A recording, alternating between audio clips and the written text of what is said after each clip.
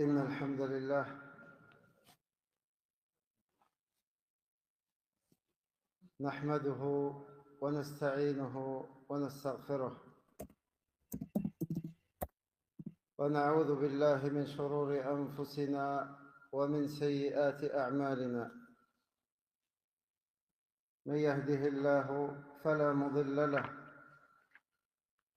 ومن يضلل فلا هادي له،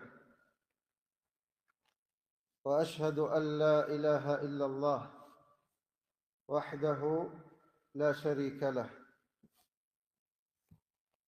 وأشهد أن محمدًا عبده ورسوله صلى الله عليه وسلم. يا أيها الذين آمنوا اتقوا الله حق تقاته ولا تموتن إلا وأنتم مسلمون.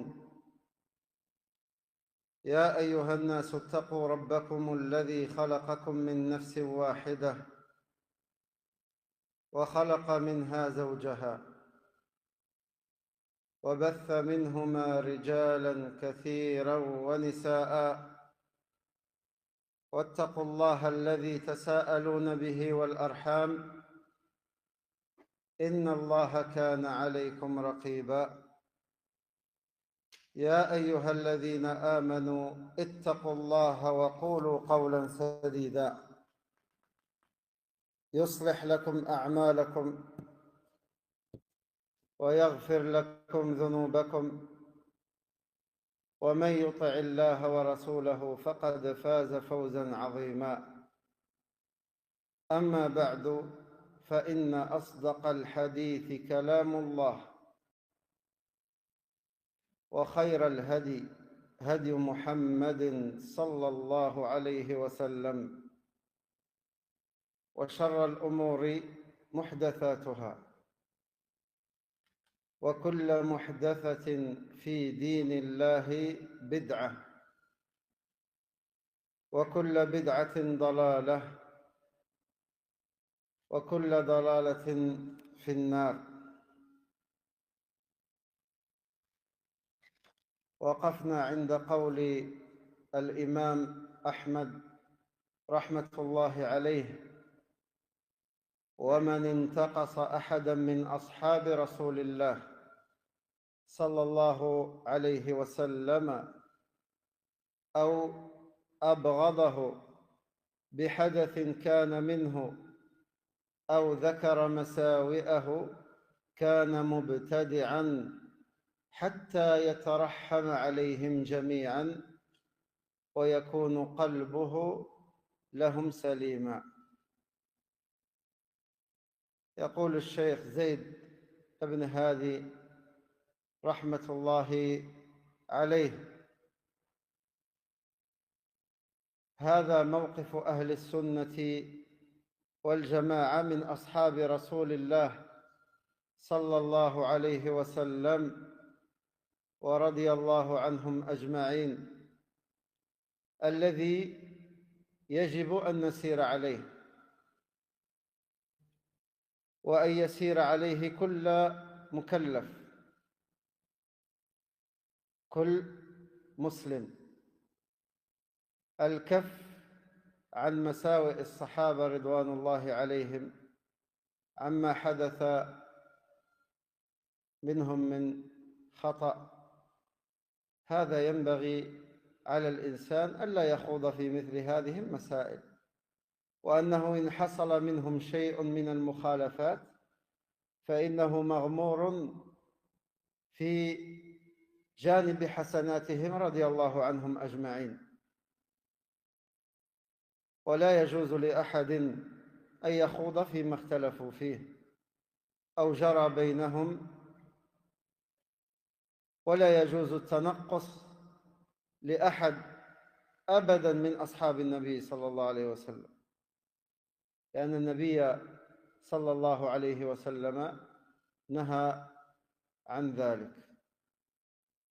فأهل السنة تراهم يتردون عن أصحاب رسول الله صلى الله عليه وسلم، ويرون أن محبتهم فرض فرضه الله وفرضه رسول الله صلى الله عليه وسلم.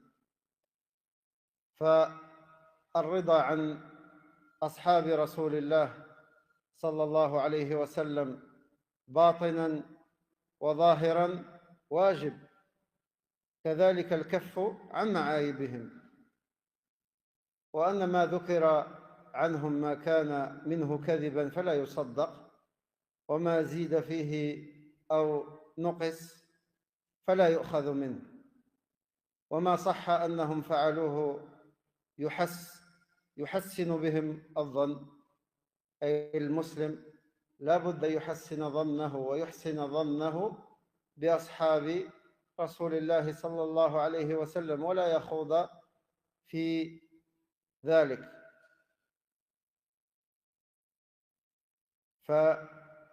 فجانب حسناتهم عظيم، وفضلهم على هذه الأمة بعد رسول الله صلى الله عليه وسلم وبعد فضل الله علينا جميعا عظيم. فضل الصحابة هم الذين بلغوا هذا الدين إلى أن بلغنا نحن، والله عز وجل أمرنا بالدعاء لهم والترضي عنهم، كما أمرنا بذلك النبي صلى الله عليه وسلم. وشهادة النبي صلى الله عليه وسلم بقوله أفضل القرون أو أفضل هذه الأمة قرني أو خيركم قرني، فهذه شهادة من رسول الله صلى الله عليه وسلم لأصحابه رضوان الله عليهم. فلذلك يا رعاكم الله يجب أن لا يتنقص بواحد من أصحاب هذا النبي، ولا يفعل ذلك إلا مبتدع ضال مخالف لمنهج الصحابة ومنهج أهل السنة. هذا هو الموقف الصحيح الذي يجب على المسلم أن يكون عليه. فلا يجوز فعل الخوارج ولا فعل الروافض. الخوارج منهم من كفر بعد أصحاب رسول الله صلى الله عليه وسلم، والروافض غلوا في بعض أصحاب رسول الله صلى الله عليه وسلم. Donc l'imam Ahmed rahimahullah dit: quiconque qui diminue en mérite un parmi des compagnons du messager d'Allah sallallahu alayhi wa sallam, ou le déteste pour un événement qui lui est arrivé, ou encore qui mentionne ses mauvaises actions, celui qui fait cela est un innovateur. Jusqu'à ce qu'il invoque la miséricorde d'Allah subhanahu wa ta'ala en faveur de tous les compagnons ridwanullahi alayhim, et que son cœur soit pur à leur égard. Cheikh Zayd ibn Hadi, dans l'explication de ce qu'a dit l'imam Ahmed, dit: ceci est la position des gens de la Sunna et du groupe au sujet des compagnons du prophète sallallahu alayhi wa sallam. Et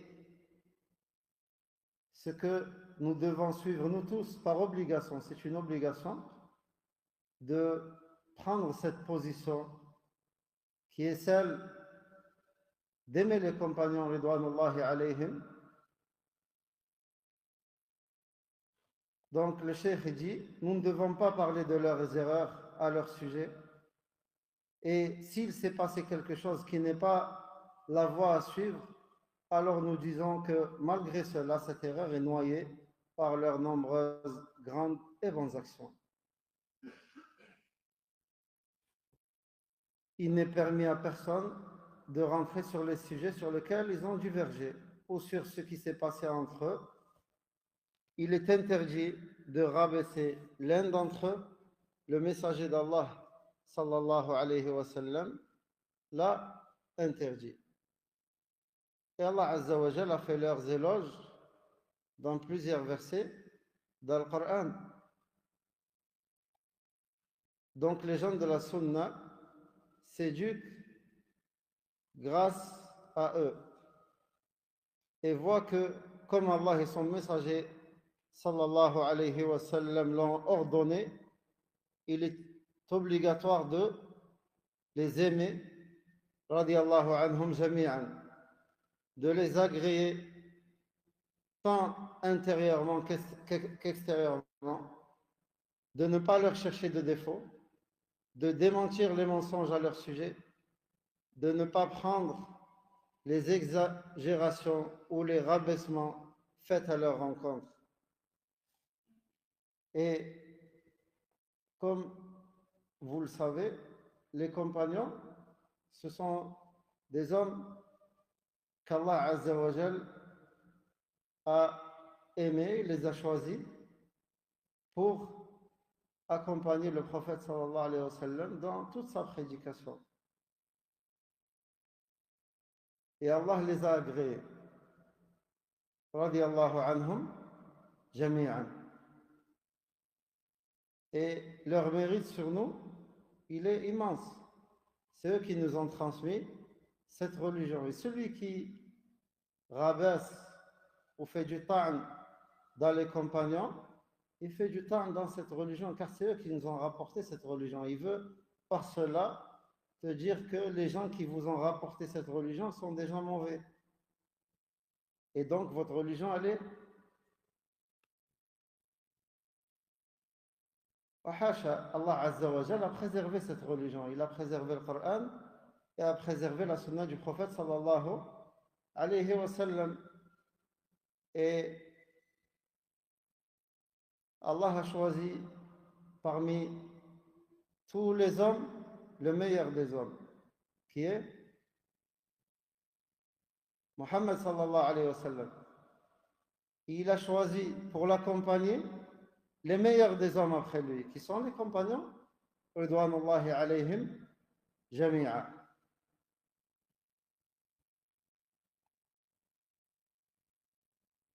Donc ainsi, il n'y a que l'innovateur, al-mubtadi', égaré, loin du chemin des gens de la sunna et du groupe, qui se permettrait de diminuer les mérites d'un compagnon parmi les compagnons du prophète sallallahu alayhi wa sallam. Il n'est permis à personne de se comporter comme les Khawarij, qui entre autres rendirent mécréants certains compagnons, parmi eux Ali radiallahu anhu, ni comme certains al-Rawafid qui ont exagéré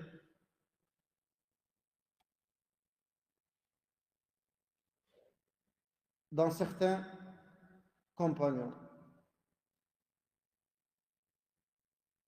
Et les Rawafid, ils rendent par exemple Abu Bakr mécréant, ainsi que Omar radiallahu anhu, et la mère des croyants Aïcha radiallahu anha, il l'accuse de choses qu'Allah a innocentées dans son livre subhanahu wa ta'ala. Les Khawarij, nous avons vu quelques-uns de leurs égarements dans les précédents cours, qu'ils rendent mécréants par le péché, le grand péché surtout, et parmi eux aujourd'hui nous avons les frères musulmans qui font partie de cette secte, Daesh qui fait partie de cette secte, Hamas qui fait partie de cette secte. Tout ça, ce sont des groupes égarés. Et il y en a d'autres. Les talibans, c'est des khawarij, ils font partie de cette secte égarée. Et il y en a d'autres. Leur nom diffère, mais leur croyance est la même. Leur minhaj est le même. ثم ذكر الإمام أحمد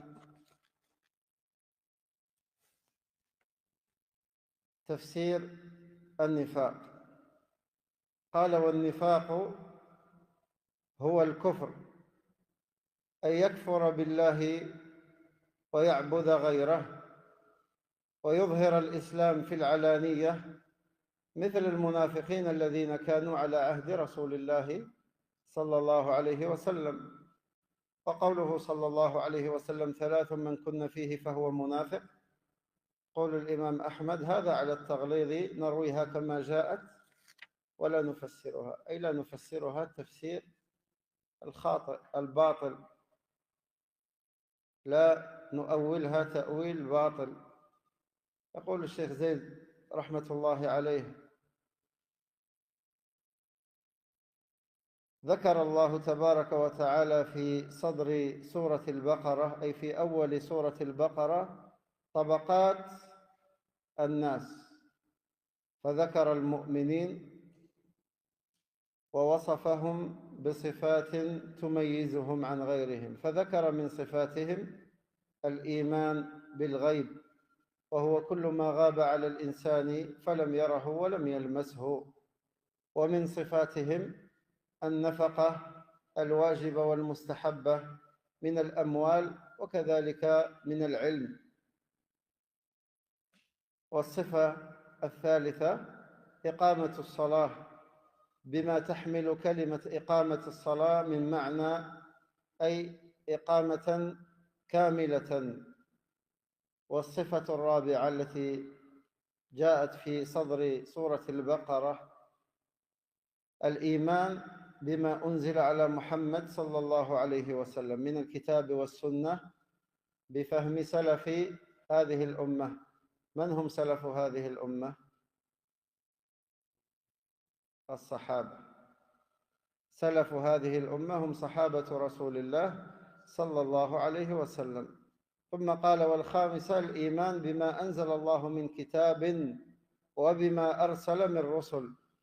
والسادسة الإيمان باليوم الآخر وما يكون فيه وقبله وبعده من الحياة البرزخية والحياة الأخروية. هذه بعض صفاتهم، ولكنها من أمهات صفات المؤمنين. هذه الطبقة هم أتباع المرسلين من المهاجرين والأنصار الذين جاءوا من بعدهم، والذين جاءوا من بعدهم إلى يوم القيامة يقولون: ربنا اغفر لنا ولإخواننا الذين سبقونا بالإيمان ولا تجعل في قلوبنا غلا للذين آمنوا. هذا الدعاء لمن؟ أصحاب رسول الله صلى الله عليه وسلم. فالذين جاءوا من بعدهم يترحمون عليهم ويدعون لهم بالخير. الذين جاءوا من بعدهم أي من التابعين وأتباع التابعين إلى يومنا هذا، إلى يومنا هذا يترحمون على أصحاب رسول الله صلى الله عليه وسلم. Donc l'imam Ahmed a dit: l'hypocrisie et la mécréance, c'est de mécroire en Allah Azza wa Jal, d'adorer autre que lui, tout en faisant apparaître l'islam en apparence, à l'exemple des hypocrites qui vivaient à l'époque du prophète sallallahu alayhi wa sallam. Sa parole, c'est-à-dire la parole du prophète sallallahu alayhi wa sallam, trois caractéristiques: celui qui les réunit en lui est un véritable hypocrite. Ceci est une parole dure. Afin de mettre en garde contre cela, nous rapportons cette parole comme elle est venue, nous ne la commentons pas, c'est-à-dire nous ne faisons pas son explication de manière erronée. هذا واضح؟ Le cheikh va expliquer cela par la suite. Cheikh Zayd ibn Muhammad ibn Hadi rahmatullahi alayhi dit: Allah Azza wa Jal a rappelé au début de Surat al-Baqarah les différents niveaux des gens. Il évoqua les croyants et décrit les attributs qui leur sont propres à eux. Et il dit qu'ils croient à l'invisible al-ghayb, ce qu'on ne peut ni voir ni sentir. Qu'ils sont ceux qui donnent de leur richesse comme aumône obligatoire et non obligatoire, ou de la science. Qu'ils s'acquittent de leurs prières et sont à la hauteur de l'acquittement dont ils doivent faire preuve. Ils croient en ce qui est descendu sur Muhammad sallallahu alayhi wa sallam, Al-Qur'an et la Sunna, ceci avec la compréhension des pieux prédécesseurs. Qui sont les pieux prédécesseurs? Sahaba. Qu'ils aient foi en ce qu'Allah a descendu, subhanahu wa ta'ala, comme livre et a envoyé comme messager. Qu'ils aient foi au jour dernier, ainsi que ce qu'il y a avant dans Al-Barzakh. Al-Barzakh, c'est la période qui est de la tombe, qui est juste après la mort. Naam. Naam. Après le Barzakh, nous avons la vie éternelle, où chacun de nous trouvera ses œuvres devant lui. Celui qui a trouvé des bonnes œuvres, il remerciera Allah. Et celui qui a trouvé autre chose que cela, il espérera, il demandera à Allah Azza wa Jal de le faire redevenir poussière. Et il n'aura pas ce qu'il a souhaité. Donc, la vie dans le barzakh, c'est la vie qui est dans la tombe. Et puis, al-hayat al-ukhrawiyya, la vie qu'il y a dans l'au-delà, celle qui est après le barzakh. D'accord? Celle qui est après le barzakh, une fois que les gens seront ressuscités. Donc ce sont seulement quelques-unes parmi les caractéristiques des croyants, mais ce sont les plus importants. Quant aux différentes catégories de gens, ceux qui ont suivi les messagers parmi eux, les muhajiroun, ceux qui ont émigré de la Mecque, soit d'Allah et de son messager, sallallahu alayhi wa sallam. Et l'Ansar, ce sont ceux qui ont secouru le messager d'Allah, sallallahu alayhi wa sallam, avec les... Et avec qui? Avec le prophète, sallallahu alayhi wa sallam. Al-Muhajiroun, c'est ceux qui ont accueilli Al-Muhajirin, ceux qui ont émigré de la Mecque vers Médine. Donc, Al-Muhajiroun, c'était les gens de la Mecque, les Mecquois. Et l'Ansar, les gens de Médine. Et Allah Azza wa Jal dit, dans le sens du verset, et il appartient également à ceux qui sont venus après eux en disant, ceux qui sont venus après qui? Hein? Après les compagnons. Seigneur, pardonne-nous, ainsi qu'à nos frères qui nous ont précédés dans la foi. Qui sont leurs frères qui les ont précédés dans la foi? Les compagnons, ridwanullahi alayhim. Et ne mets dans nos cœurs aucune rancœur pour ceux qui ont cru. Seigneur, tu es compatissant et très miséricordieux. Donc ceci est une des preuves qui montre comment le comportement de ceux qui sont venus après les compagnons, quel comportement doivent adopter vis-à-vis de ces compagnons.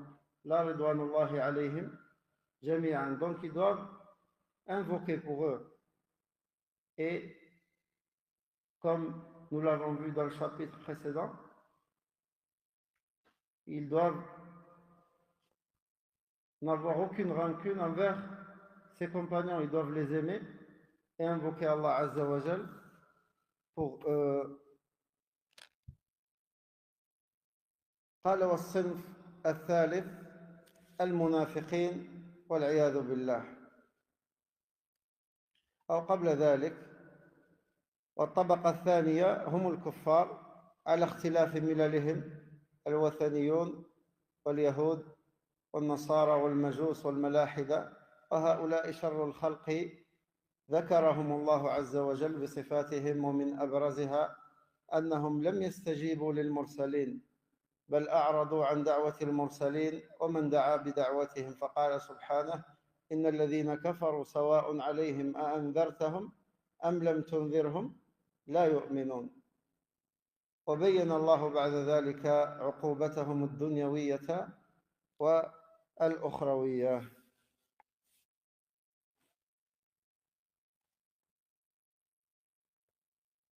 Après, la deuxième catégorie des gens, c'est les incroyants, quelle que soit leur religion, les adorateurs des statues, les juifs, les chrétiens et les hypocrites, les athées et autres. Ce sont les pires de la création, car ils n'ont pas suivi les messagers d'Allah, sallallahu alayhi, et se sont écartés de leur appel. Allah Azza wa Jal dit à leur sujet: certes, les infidèles ne croient pas, cela leur est égal que tu les avertisses ou non, et ils ne croiront jamais. Allah donc Azza wa Jal révéla alors leur fin dans la vie d'ici-bas et dans l'au-delà.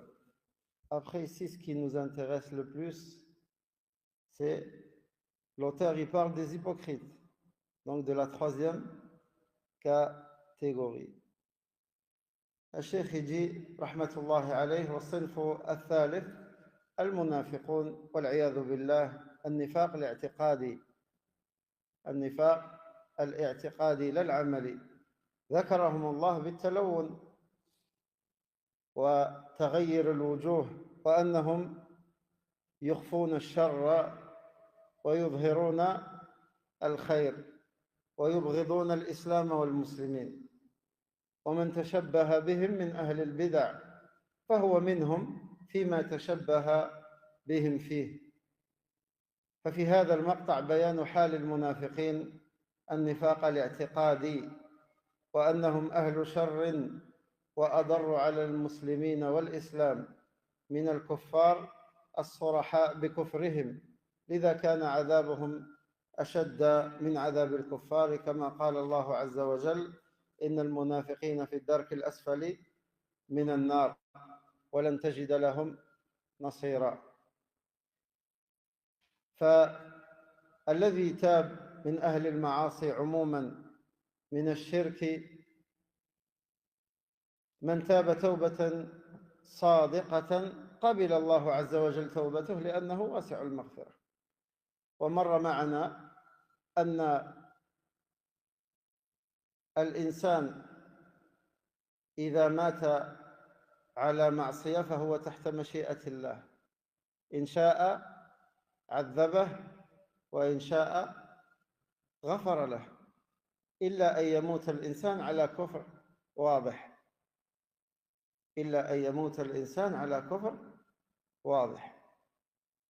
هذا هو معتقد أهل السنة والجماعة، أن الإنسان إذا مات على معصية وإن كانت كبيرة من الكبائر فهو تحت مشيئة الله عز وجل، إن شاء عذبه وإن شاء غفر له. ولا نقول أنه في النار، لا نجزم لأحد أنه في الجنة أو في النار إلا الذين شهد لهم رسول الله صلى الله عليه وسلم بذلك أو شهد الله لهم بذلك.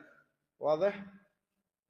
Donc nous avons vu la semaine dernière concernant celui qui meurt sur un péché, celui qui meurt sur un grand péché ou autre ou petit,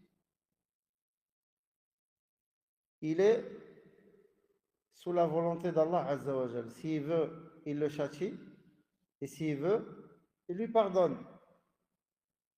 Mais nous, on ne peut pas affirmer que telle personne, parce qu'elle est morte sur un grand péché, c'est bon, elle va rentrer en enfer. On ne sait pas. On ne peut pas affirmer cela.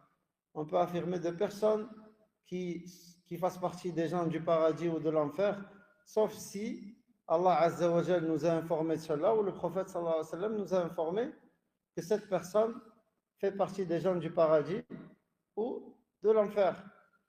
Vous avez par exemple Abu Lahab dans Surat al-Masad, que vous lisez souvent, que vous connaissez tous, Tabbat Yada Abi Lahab. Allah Azza wa Jal, dans cette sourate, il a fait mention que Abu Lahab il sera en enfer. Donc nous, on affirme que Abu Lahab il est en enfer.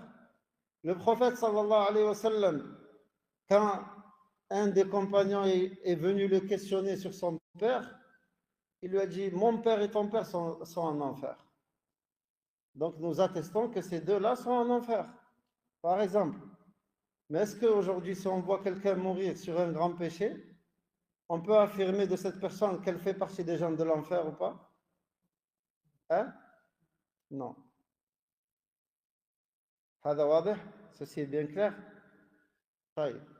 Et l'exemple, qui peut me donner un exemple parmi les gens que le prophète sallallahu alayhi wa sallam a affirmé qu'ils font partie des gens du paradis? Fadal. Abu Bakr, par exemple, ou les 10 compagnons qu'on a vus la semaine dernière, ou d'autres comme Bilal, radiallahu anhu, Ukasha, et les gens de Badr. Allah a attesté qu'il leur a pardonné et il fait ce que vous voulez. Je vous ai tous pardonné. Par exemple, ceci est bien clair. Donc, est-ce qu'on peut attester que telle personne fait partie des gens du paradis ou telle fait partie des gens de l'enfer sans preuve, sans texte, soit du Coran ou de la Sunna du prophète sallallahu alayhi wa sallam? Non. واضح؟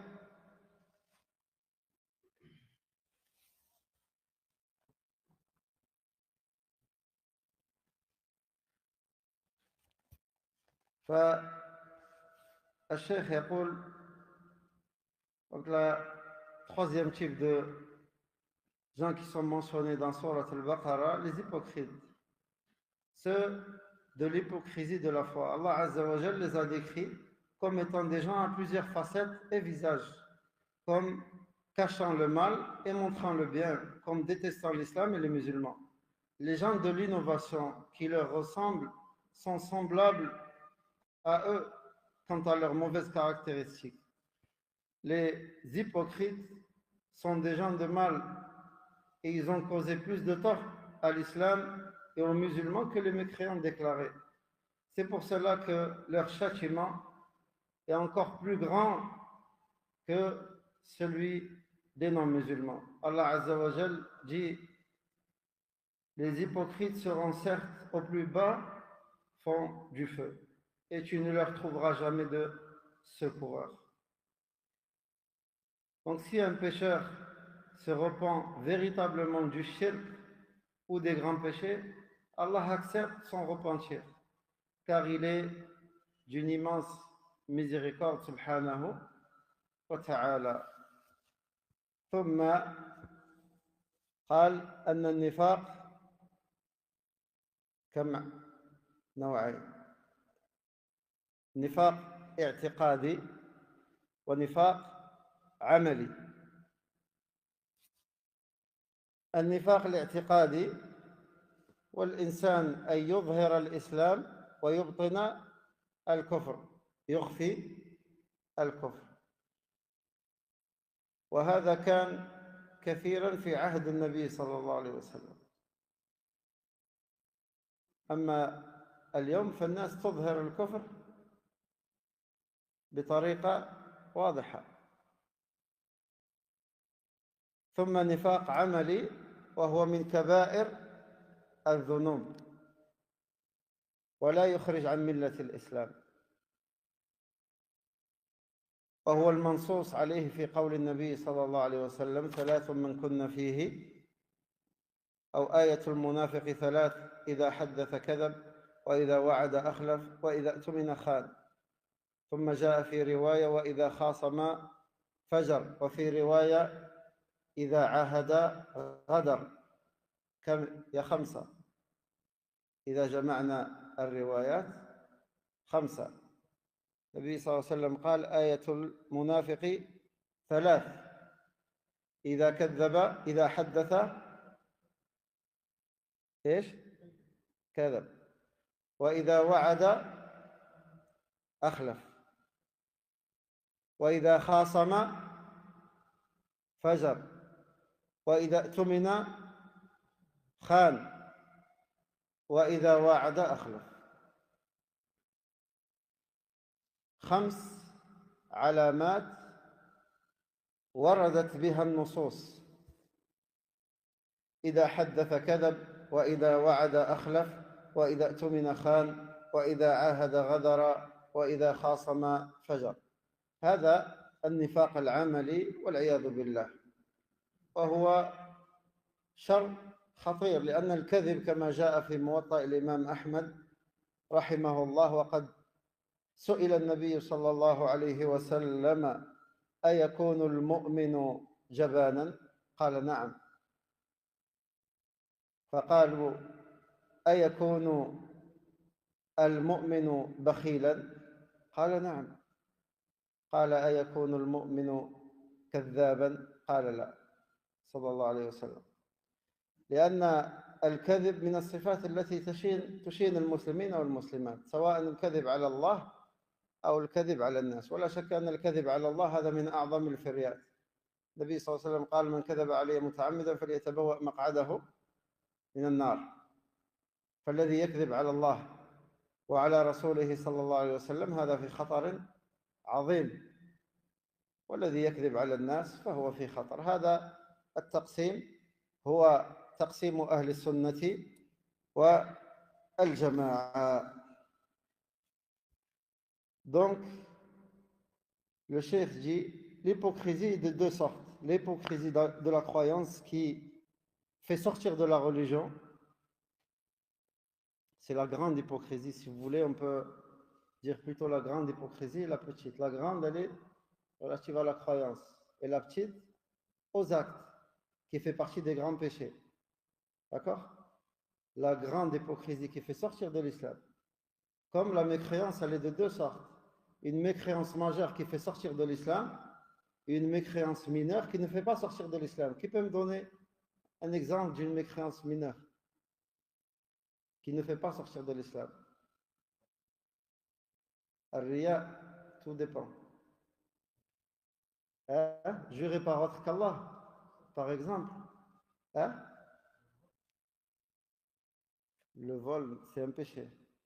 Le prophète sallallahu alayhi wa sallam a dit: Sibabul muslimi fusuq wa qitaluhu kufr. Le prophète sallallahu alayhi wa sallam a dit: le fait d'insulter un croyant, ceci fait partie de la perversité, ou un des signes de la perversité. Mais le combattre est la mécréance. Quel type de mécréance est voulu ici?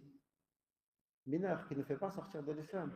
C'est un grand péché qui est très dangereux, mais ça ne fait pas sortir de l'islam. Donc, la mécréance, elle est de 2 sortes, 2 types, majeur et mineur. L'hypocrisie, pareil, elle est de 2 sortes, majeur et mineur.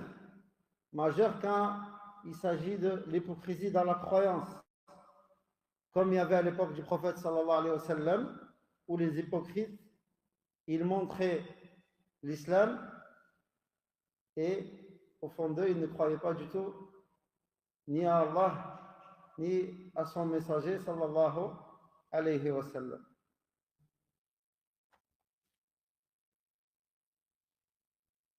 Et c'est ce qui est expliqué par le prophète sallallahu alayhi wa sallam dans le hadith que nous avons vu, que d'après Anas ibn Malik, le prophète sallallahu alayhi wa sallam a dit: 3 choses, si elles sont chez une personne, alors c'est un hypocrite, même s'il jeûne, prie, fait le hajj et la umrah. Et il dit: je suis certes musulman. Lorsqu'il parle, il ment. Lorsqu'il promet, il ne tient pas sa promesse. Et lorsqu'on lui confie un dépôt, il trahit le dépôt. Et d'après Abdullah ibn Umar radiallahu anhu, dans une autre version, le prophète sallallahu alayhi wa sallam a dit 4 marques: celui qui les réunit, tout est un parfait hypocrite. Celui qui en détient une seule est marqué par l'hypocrisie, jusqu'à ce qu'il s'en débarrasse ou s'en éloigne. Quand on lui confie un dépôt, il le trahit. Quand il parle, il ment. Quand il signe un pacte, il ne le respecte pas.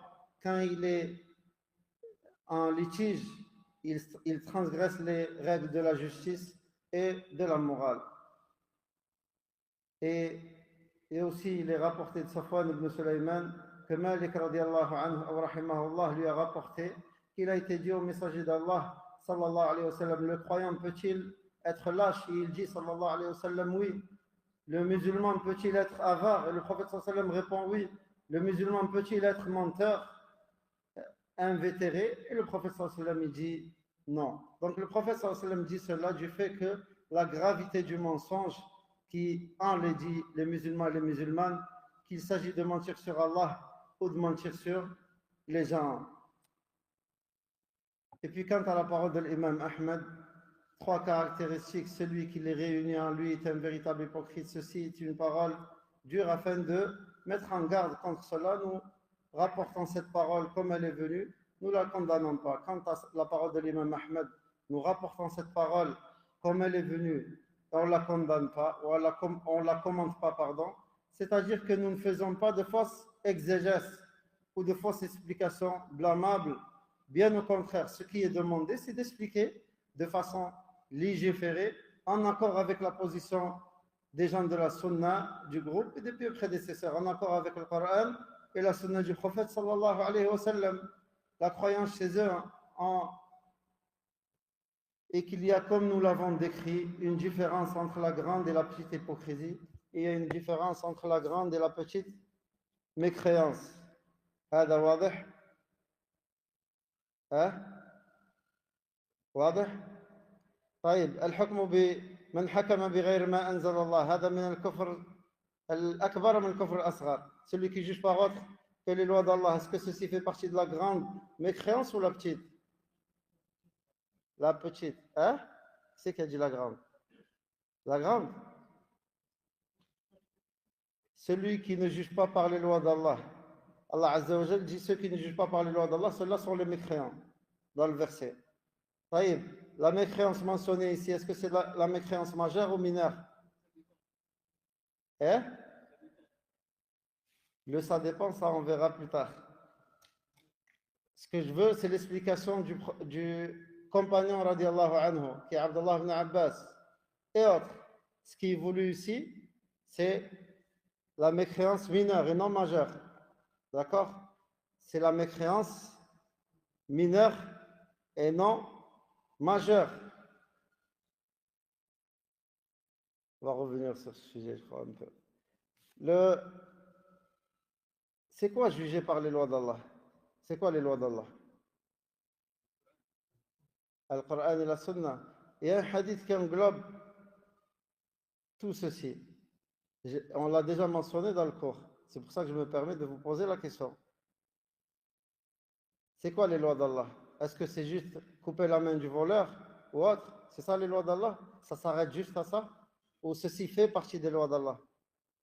C'est d'appliquer les peines légales ou il y a plus que ça? Il y a plus que ça. Taïb, le hadith du prophète sallallahu alayhi wa sallam, il y a un hadith qui englobe un peu toutes les lois d'Allah.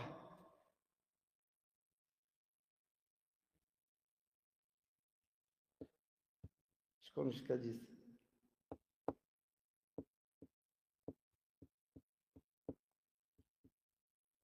C'est moi qui choisis qui répond.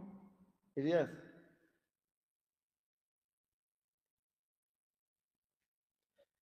Le prophète sallallahu alayhi wa sallam a dit, la foi se divise de plus 70 branches. Le plus haut degré, le fait de dire la ilaha illallah. Et le plus bas degré, d'enlever un mal de la route. Le plus bas degré de la foi, c'est ça. Et la pudeur, elle fait partie de la foi. Donc le plus haut degré de la foi, c'est quoi? Dire la ilaha illallah. Le plus bas degré de la foi, c'est quoi? Dans ce hadith. Enlever un mal de la route. D'accord?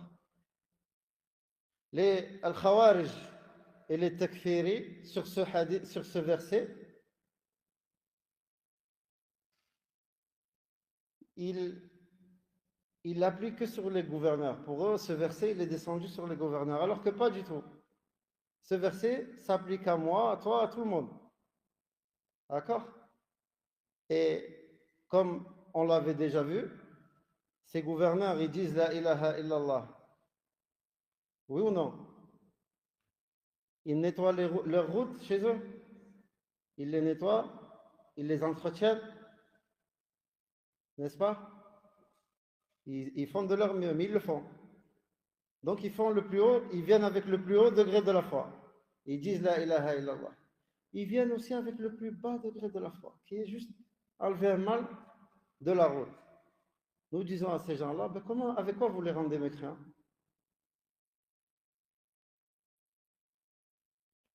Je m'arrête là. Est-ce que c'est clair par rapport à ce sujet? Mais Inch'Allah, on va revenir dessus sur le prochain livre que nous allons lire après Usul Sunnah de l'imam Ahmed, rahimahullah. Inch'Allah, on prendra le livre de l'imam Savoni et je vous dirai en temps et en heure. Est-ce que c'est clair par rapport à ce verset? Que ce qui est voulu ici est la mécréance mineure et non la mécréance majeure. واضح؟ طيب. ايش؟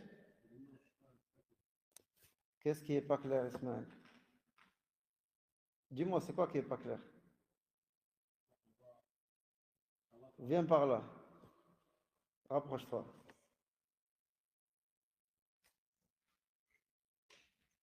C'est quoi qui est pas clair?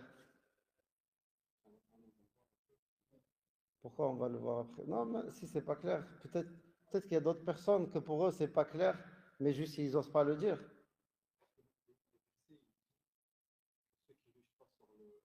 Par les lois d'Allah.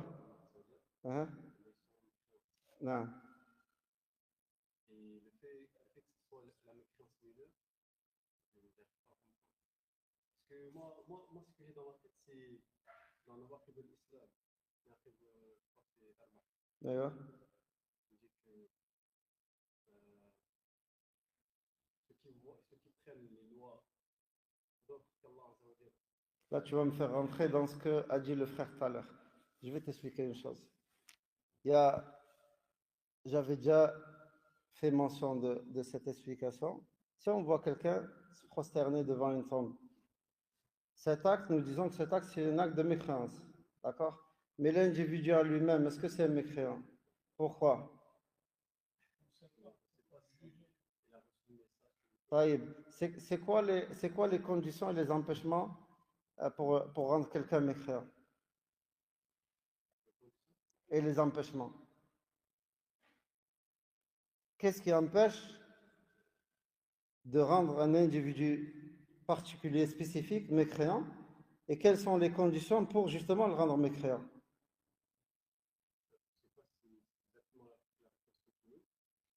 C'est pas la réponse que je veux la bonne réponse. Il a dit la ilaha illallah, la certitude liée qu'il est musulman. Donc les petits doutes ne peuvent les sortir de l'islam. Ça, c'est une règle, mais c'est pas le sujet. Al-yaqin la yazul bishak, ça c'est une règle qui est aussi dans la croyance et dans tout qui est applicable, dans tout ce qui est relatif au chemin d'Allah subhanahu wa ta'ala. Mais non, c'est pas ça. Là, on parle de toi, tu comprends pas pourquoi ça serait la mécréance mineure et non majeure. C'est ça que tu m'as dit au début. Hein? Comment on fait la différence entre la mécréance majeure et mineure? Est-ce que c'est moi qui ai dit c'est une mécréance mineure ou majeure ou c'est les compagnons qui l'ont expliqué comme ça? C'est les compagnons qui l'ont expliqué comme ça. On est bien d'accord. D'accord? La semaine dernière, nous avons vu la différence entre celui qui commet un acte et qui persiste sur ce péché, mais qui ne voit pas que cet acte est licite. D'accord? Il le voit toujours comme en étant un acte interdit. Allah l'a interdit. D'accord? Tu me suis? Celui qui ne commet pas cet acte, mais il te dit non, c'est licite, c'est halal, je le fais. Je rejette, par exemple, le fait qu'Allah a interdit l'alcool, par exemple, lui, il le rejette. Il dit non, c'est licite. Alors que les textes sont clairs. Mais il ne boit pas l'alcool. Celui-là, par contre, a mécru. Parce qu'il a rendu licite une chose qu'Allah a interdit. D'accord? Maintenant, le gouverneur, même s'il ne juge pas des fois avec les lois d'Allah, il se peut qu'il fasse ça par passion, par intérêt mondain, mais pas parce qu'il voit que ce jugement, il est meilleur que le jugement d'Allah. Il se peut que lui, nous, on ne connaît rien à la politique, d'accord? Je ne sais pas comment ça se passe entre les États. Des fois, certains pays, ils subissent la pression de d'autres pays. Tu me suis? Donc lui, c'est un pays qui est faible, il n'a pas cette force. Donc, il va laisser passer certaines choses dans son pays à lui. Mais ce n'est pas pour autant qu'il voit que cette chose est licite. Il sait que c'est haram. Ou peut-être il va dire, moi je suis faible. Je sais que c'est haram et j'ai une faiblesse de foi. Donc, invoque Allah pour moi. Comme quand tu croises quelqu'un qui est éprouvé par l'alcool, au Maroc ou ailleurs, quand tu lui dis crains Allah, ce que tu fais, est-ce qu'il te dit c'est halal? Non, il te dit Wallah, invoque Allah pour moi, qu'Allah m'éloigne de tout ça. Il sait que c'est haram, même s'il boit tous les jours. D'accord? Il va te dire invoque Allah pour moi. C'est pas comme celui qui rend cette chose licite. Et c'est pareil pour le jugement. Il se peut qu'un des gouverneurs ne juge pas par les lois d'Allah, mais pas parce qu'il voit que cette loi est meilleure que la loi d'Allah. Non, peut-être par faiblesse. Peut-être parce qu'il a une ambiguïté que lui, il n'a pas compris. Parce que parmi les empêchements, il y a quoi? Peut-être par ignorance, tout simplement. Parmi les empêchements, il y a l'ignorance. D'accord? Si quelqu'un, il ignore cette chose, il ignore le fait de faire telle chose, est un péché, ou c'est de la mécréance, on l'excuse par son ignorance, oui ou non? Sinon, tout le monde serait mécréant dans ce cas-là. Hein? Tu m'as compris, Ismaël?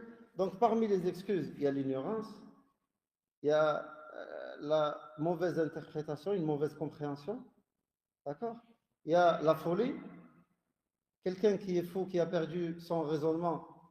Est-ce que si lui, il va, il se prosterne devant une tombe, on va dire lui, c'est un mécréant? Non, il est fou, il n'a pas de raison à la base. Tu vois ce que je veux dire ou pas, Ismaël? Inch'Allah, on détaillera plus peut-être après la prière, si vous voulez, on reste un petit moment. Mais c'est très simple, Wallah, c'est très très simple, les frères. Il y a Allah Azza wa Jal, nous, quand on rassemble les textes du Coran ou la sunna du prophète sallallahu alayhi wa sallam, on sait qu'il n'y a pas de contradiction dans la religion d'Allah, entre les textes, que ce soit les textes d'Allah ou les textes du prophète sallallahu alayhi wa sallam. Ils ne sont pas contradictoires. D'accord? Le prophète sallallahu alayhi wa sallam dit celui qui tue un musulman est un mécréant. D'accord? Et Allah Azza wa Jal, il dit dans le verset, et si deux groupes parmi les croyants se combattent, parmi وإن طائفتان من المسلمين اقتتلوا فأصلحوا بينهما. Hein? Et à la fin, il les a quand même appelés frères, malgré qu'ils sont combattus entre eux. Il n'a pas levé le degré de l'islam. Et il y a un petit cercle que les savants souvent dessinent pour montrer les trois maratib de l'islam, qui sont al-ihsan, al-iman, al-islam. L'islam, c'est le cercle le plus grand. Un peu plus petit, tu as le cercle de la foi, et encore plus petit au milieu, le cercle de l'ihsan. D'accord? Une personne, nous en général, on va dire, on espère être dans le cercle au moins de l'iman. Si on commet un péché, un grand péché, on sort du cercle de l'iman au cercle de l'islam. Notre foi, elle diminue, mais on ne sort pas de l'islam. D'accord? On n'a plus une foi complète. Notre foi, elle a diminué. Ça, nous l'avons vu, Ismaël. Donc, sa foi, elle est faible, pas complète, mais il est toujours musulman. Comme tu as dit tout à l'heure, la règle, une règle d'or, من ثبت إسلامه بيقين فلا يزول بالشك. Celui dont on a la certitude que c'est un musulman, on ne peut pas le faire sortir de l'islam avec juste un doute. Il faut qu'on ait la certitude qu'il est sorti de l'islam. Et le prophète sallallahu alayhi wa sallam a dit, celui qui dit à son frère, ô mécréant, l'un d'entre eux viendra comme ça le jour du jugement, sera lui le mécréant. Wallah, je préfère me tromper et dire que tel c'est un musulman que l'inverse. D'accord? D'une. Et de deux, c'est pas à toi ou à moi de faire sortir quelqu'un de l'islam. Ça, c'est le droit d'Allah seul, subhanahu wa ta'ala, et de son prophète, sallallahu alayhi wa sallam. Ce qu'Allah a fait mention que celui qui fait ça, c'est un mécréant, cela nous le rendons mécréant. C'est pas moi, je vais m'amuser. Ah non, comme je veux. Lui, ah, il me plaît pas, allez, il n'est pas musulman. Ah, lui, c'est pas comme ça. Il y a des règles, il y a des règles, Ismaël, que nous sommes obligés de les prendre en compte et c'est ce qui nous différencie, nous, des gens de l'innovation, des Khawarij, de Daesh et compagnie. La différence entre les gens de la Sunna et Daesh et les frères musulmans, et Hamas, Taliban, tous ces groupes égarés, la différence entre nous et eux, c'est quoi? C'est que nous, on prend cette religion, on prend la parole d'Allah et la parole du prophète sallallahu alayhi wa sallam avec la compréhension des compagnons. On ne se base pas sur notre intellect à nous. Déjà, au niveau de l'arabe, on est très loin. Et cette religion, elle est venue avec quelle langue? Arabe. D'accord? Et on est très très loin. Nous sommes tous très très faibles dans la langue arabe. Même à l'époque des tabi'in, Omar radiallahu anhu et Ali commençaient à voir certaines personnes qui avaient certaines comment dire, lacunes dans la langue arabe. Et du coup, il a ordonné à certaines personnes d'enseigner la langue arabe aux autres. Et cette religion, le seul moyen... Non.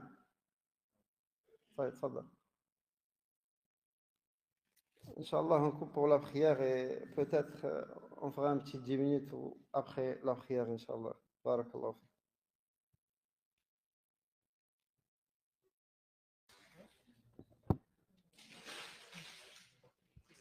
Assalamu alaikum wa rahmatullahi wa barakatuh. Donc, Ismaël, tout à l'heure, juste pour répondre à ta question, c'est qu'il y a une grande différence entre celui qui voit que juger par autre que la loi d'Allah est meilleure que la loi d'Allah, d'accord? Et celui qui juge par autre que la loi d'Allah, mais par passion ou par un intérêt mondain, d'accord? Celui qui fait ça par passion ou par un intérêt mondain, certes, il n'a pas mécrit. Il commet un péché, d'accord? Mais il n'a pas mécrit. Et normalement, tous les frères qui ont fait les annulatifs de l'islam, avant de commencer les annulatifs de l'islam, vous avez un chapitre qui est les conditions et les empêchements. Les conditions pour rendre quelqu'un mécréant et ce qui empêche cela. Je vous donne quelques-uns, juste comme ça. Par exemple, parmi les conditions, il y a la science. Parmi les empêchements, il y a l'ignorance. Quelqu'un qui est ignorant, on le pardonne par son ignorance. D'accord? La raison, parmi les conditions, il faut qu'il ait toute sa raison.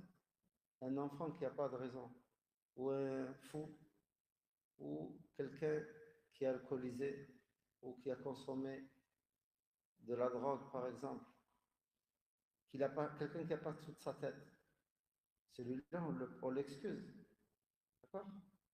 Quelqu'un qui dort, il fait un rêve, il dit une parole de mécréance. Tu vas dire, il est mécréant? Il dort, il n'est pas réveillé, il n'est pas là. T'as compris? Donc il y a des conditions et des empêchements. Et en général, les empêchements, ce sont souvent les contraires des conditions. La science, l'ignorance, la raison, mais quelqu'un qui n'a pas de raison. Tu as compris? Inch'Allah, donc, si un jour on refait les annulations de l'islam, on refera les conditions et les empêchements. Ou faites-moi penser dans le prochain livre, Inch'Allah, dès qu'on reprend le même chapitre, je les mettrai au début du chapitre, Inch'Allah. Et ça, c'est très très important. D'accord? C'est très très important. Barakallahu fik.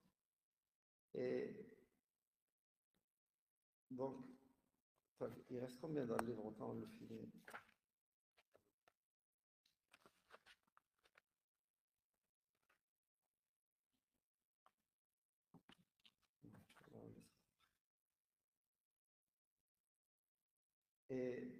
Et aussi, je tiens à vous rappeler une chose, les frères, qu'il est très très important d'avoir son support et de prendre des notes afin que les choses restent. Et je vous le répète souvent, il ne faut pas se baser sur son intellect et sur sa mémoire et se dire, moi j'ai écouté, c'est bon, ça va rester dans ma tête. Non, il faut prendre des notes et il faut revoir ces notes plus tard et en faire un résumé et même essayer de les apprendre par cœur. D'accord? Même essayer de les apprendre par cœur. Et pourquoi vous me voyez souvent détailler beaucoup dans les cours quand il y a besoin de détailler? Parce que c'est la différence entre les gens de la sunna et les gens de l'innovation. Un prédicateur qui fait partie des gens de la sunna, là, appeler à la religion d'Allah, c'est une adoration. On est d'accord? C'est une des meilleures des adorations. Toute adoration, comme on a vu, a des conditions et des empêchements. Chose qu'on reverra, Inch'Allah, vendredi prochain dans un cours. Je vous l'annoncerai dans le groupe, Inch'Allah, si Allah nous l'accorde. Et la prédication à Allah, le prophète sallallahu alayhi wa sallam, il a commencé par quoi? Appeler à l'unicité d'Allah. Donc tout prédicateur doit commencer par cela, par appeler à l'unicité d'Allah. Il doit détailler, pas juste de manière générale. Parce que si tu appelles à l'unicité d'Allah de manière générale, même celui qui adore les tombes, il va être d'accord avec toi. Parce qu'il va te dire, moi j'adore pas la tombe. Moi juste je me rapproche de lui comme ils ont dit ceux qui l'ont précédé. Moi je me rapproche de lui pour qu'il me rapproche d'Allah. Je ne l'adore pas lui. Alors que c'est faux. Et donc le prédicateur, il a l'obligation d'appeler à la religion d'Allah. D'abord à l'unicité, il doit détailler, de manière générale et détaillée. Il doit mettre en garde contre le shirk de manière générale et détaillée. S'il dit juste de manière générale, euh, éloignez-vous du shirk, ça ne suffit pas. Tu ne peux pas te cacher derrière cela. Le professeur m'a bien détaillé et toi tu viens, c'est pas comme ça. D'accord? Donc il doit appeler les gens et les mettre en garde contre l'association de manière générale et détaillée. Il doit appeler les gens à la sunna du prophète sallallahu alayhi wa sallam de manière générale et détaillée. Il doit mettre en garde contre l'innovation de manière générale et détaillée. Et mettre en garde contre les innovateurs de manière générale et détaillée. S'il ne fait pas cela, il ne fait pas partie des gens de la sunna. Même s'il se dit salafi, se dit ce qu'il veut, il n'en fait pas partie. D'accord? C'est هكذا واضح؟ فهمتم؟ وصلت؟ طيب. Ça, c'est juste un petit truc concis pour vous rappeler un peu la différence entre celui qui est sur la voie droite et celui qui ne l'est pas. Rien à voir avec la voie droite, le site. Celui qui est sur la voie du prophète sallallahu alayhi wa sallam, la voie d'Allah, et celui qui ne l'est pas. Et comme vous le savez, le prophète sallallahu alayhi wa sallam, quand il a mentionné dans le hadith où il mentionne cette communauté, où il annonce que cette communauté va se diviser en 73 groupes, il a dit tous en enfer sauf une. Donc une face à 72, c'est très peu.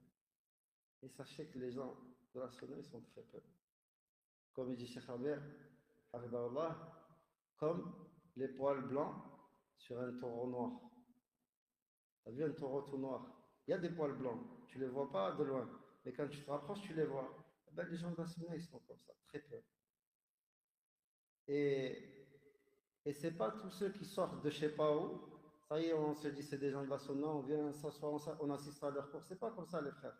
Aujourd'hui, tu vois des frères, ils te contactent en te parlant du frère Abdelhamid comme Khanton dit, oh, c'est un frère de la sunna. D'où c'est un frère de la sunna? Vous avez vu ça où? Ou l'autre, Yassine Abou Sirin, je ne sais pas comment il s'appelle, c'est un frère de la sunna. Avec quoi? C'est quoi vos preuves, les frères? C'est quoi vos preuves? Et ici, la religion, elle n'appartient pas à Abdelaziz Abou Sirin ou à toi ou à toi. C'est la religion d'Allah subhanahu wa ta'ala. D'accord? Sur ça, par Allah, même si mon propre frère, il est égaré, je te dirais celui-là, il est égaré. Et même si mon père l'est, je dirais celui-là, il est égal. Et j'invoquerai Allah pour lui, afin qu'Allah le guide. On ne joue pas. Cette religion, elle appartient à Allah Azza wa Jal. D'accord? Et comme il disait les salafs, al-awatif, awasif. Les sentiments, c'est des tornades, des tempêtes. Il n'y a pas de sentiments. C'est soit la personne elle est sur une voie droite, soit elle est sur autre que celle-ci. Et si tu prétends que telle personne elle est sur une voie droite, rapportez-nous vos preuves si vous êtes véridique. D'accord? Donc cette personne-là qui va venir à Avignon, qui s'appelle Yassine Abou Siri, ne fait pas partie des gens de la Sunna. Je veux que plus personne m'en parle, m'appelle, est-ce qu'il fait partie des gens de la Sunna? Il n'en fait pas partie. S'il en faisait partie, ça se saurait. Il viendrait vers les gens de la Sunna. C'est bon, Inch'Allah, je clôture ici. Et même si je sais que certains, ils n'ont pas l'habitude que je parle comme ça, mais de temps en temps, ça fait du bien et ça réveille un peu. بارك الله فيكم سبحانك اللهم وبحمدك أشهد أن لا إله إلا أنت أستغفرك وأتوب إليك